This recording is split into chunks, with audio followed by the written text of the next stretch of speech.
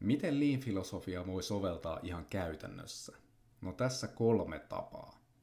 Numero 1. Arvovirran ymmärtäminen ja tehostaminen. Eli pyritään tunnistamaan, mitkä työvaiheet todella tuottaa arvoa asiakkaille ja keskitytään sitten niiden vaiheiden sujuvuuden maksimointiin ja kaiken muun minimointiin.